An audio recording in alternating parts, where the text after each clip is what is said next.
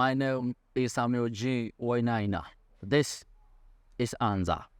Now, fashion. Having a conversation about fashion is always interesting. When you hear people talk about runways and, of course, galas, it's always captivating. But what does it take to be a good fashion designer? No, not good, at the best. My guest today will answer all those questions because she's not only a fashion designer, but among the best.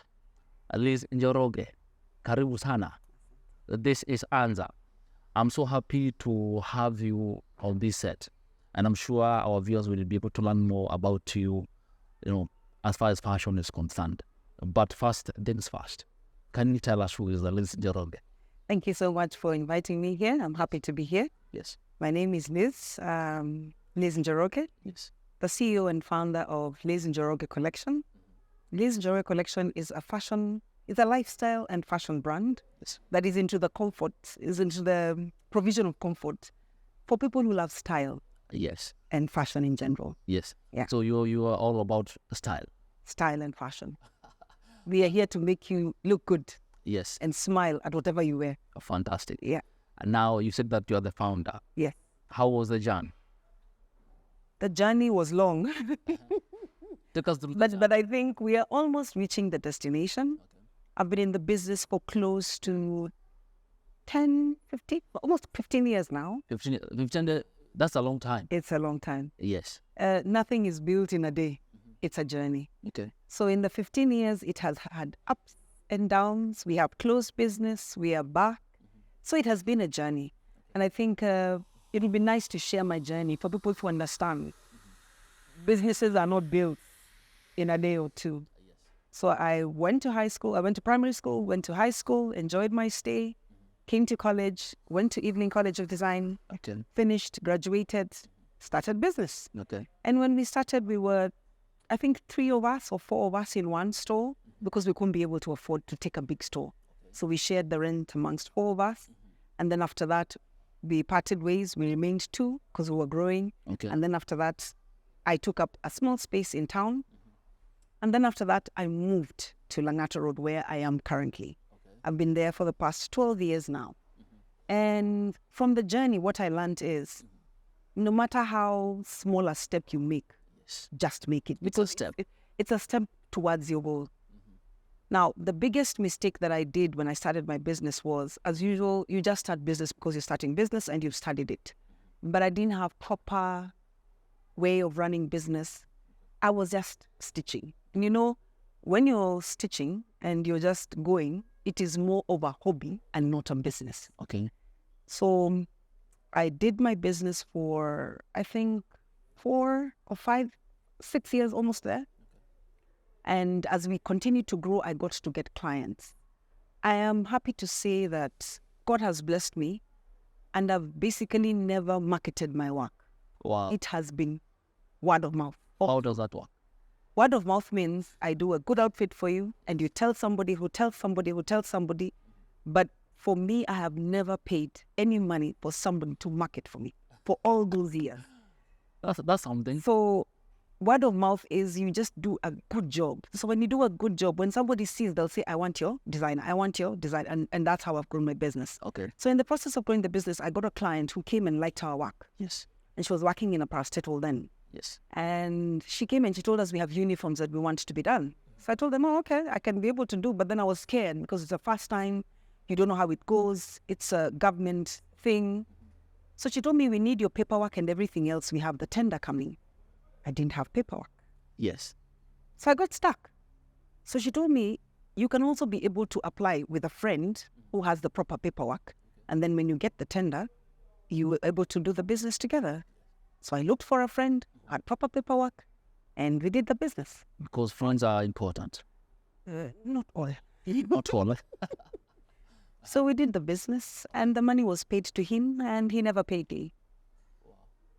So you can imagine for almost close to 2-3 weeks, we worked day and night, and you're not paid. So it took a toll on my body, and I got sick. And when I got sick, I was in hospital for almost a week or 2.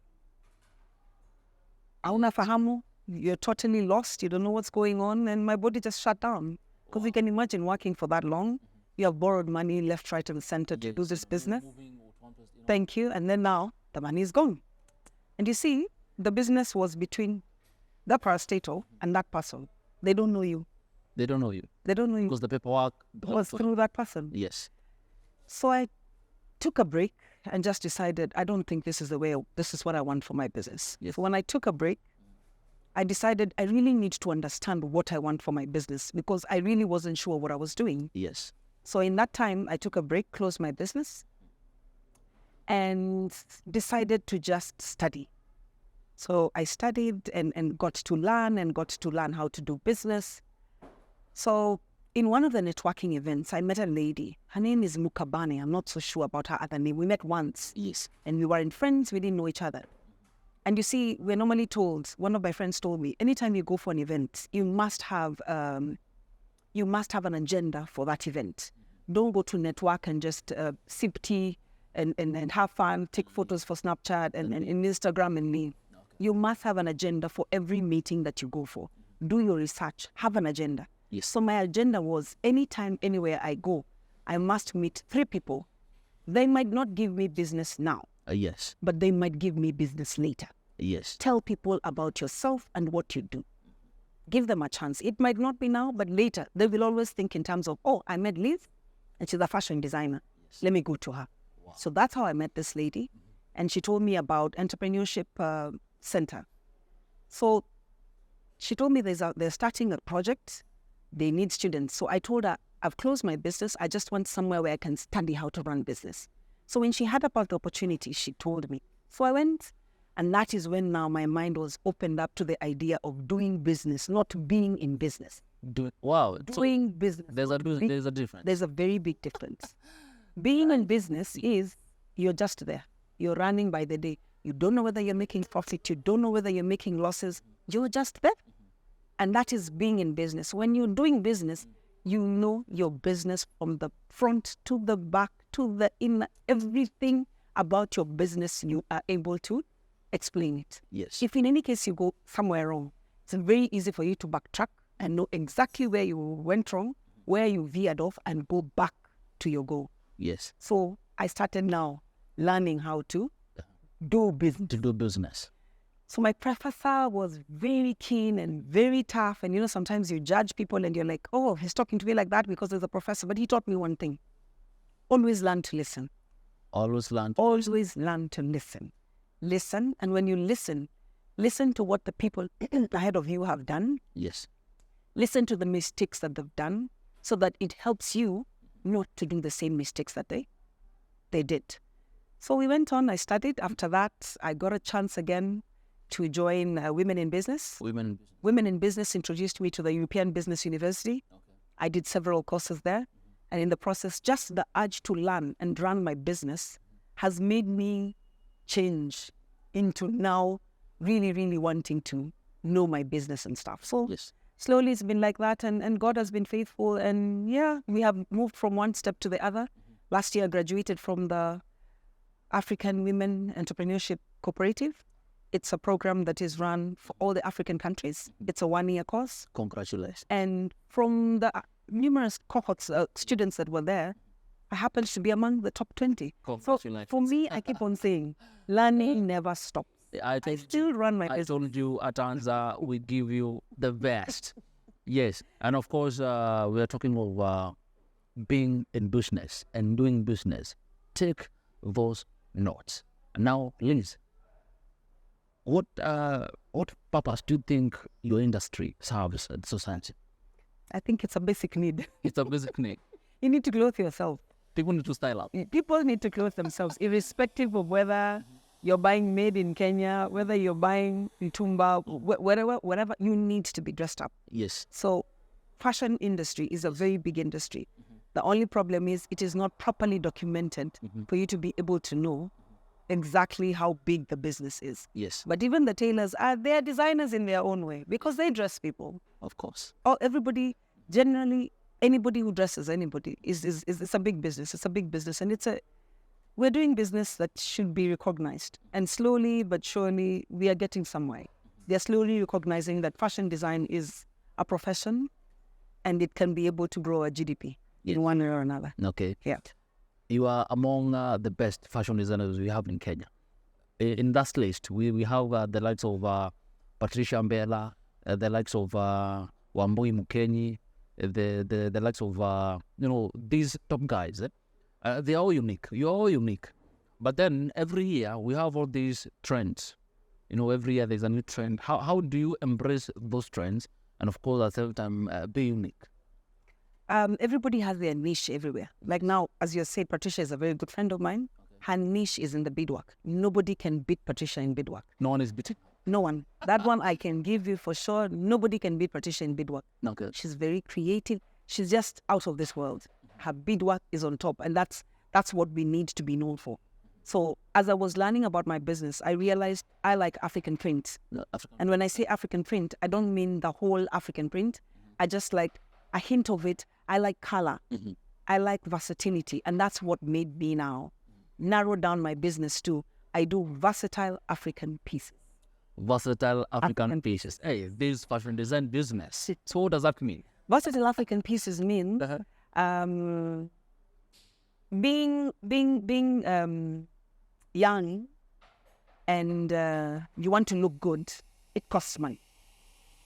Even when you start working, it changes from just the normal look, you want now official look, but you have to look good.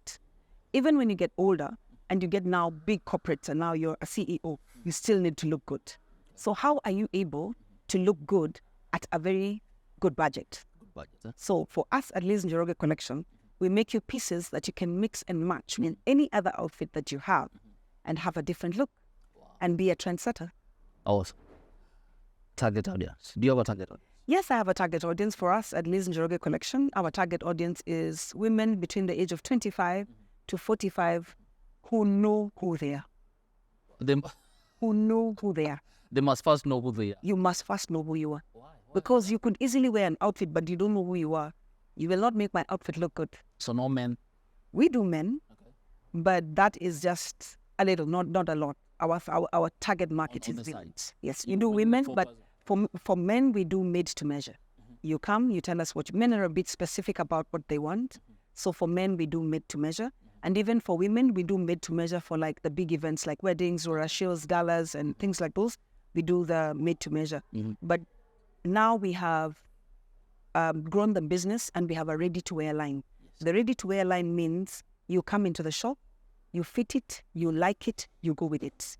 People have had a bad experience with fashion designers, so they're a bit shying off from that because you go, you come, you go, you come. So that's how we came up with the ready-to-wear line. You come, it fits you, you pick, you go. And it has also reduced debt on our end. Fantastic. Now, everyone wants to look good. Image matters. Yes. How people look at you matters a lot. As a fashion designer, why is it important to have a good image? I think we normally say, dress the way you want to be addressed. Dress the way you want to be addressed. You are still learning. Dress the way you want to be addressed. Awesome. If you dress up, like if you go for a meeting and you tell me you're a fashion designer, yes, and you're dressed just like that, will I really want you to make my outfit? Do I really want to be associated with you? Irrespective of whether you're a fashion designer, you must always look for something that is going to make you stand out from the crowd. When you make an entrance, it could just be a simple dress, but just the way you've dressed it up and your confidence makes it look like it's totally different. So it makes all the difference. It makes all the difference. Your image really matters because the first impression that you give somebody, that's what remains in their mind. Okay. If you came in and your hair was not combed, I will not think about the degrees that you had. I will not think of how. I'll just think in terms of, okay, I just remember what, the image that I had first of you. That would mean even when you guys are uploading pictures online, you upload the best because people, when someone wants to be your client, they would like to see what kind of the things you do. Yes. Awesome. Now, Anza takes a short break, but at least Njoroge is here to tell us more. But that will be after this. Did not go to this short break. Keep it, Anza. Do your research well. What are you bringing that is different to the table? There are fashion designers, there are photographers who've been there. there are videographers who's been there. What are you bringing that is different? And the client that is your target right now is being serviced by somebody else. Of course. So what are you giving them that is going to make them live wherever they are? Or what are you going to give them that is going to be different so that the new customers don't go to them and come to you?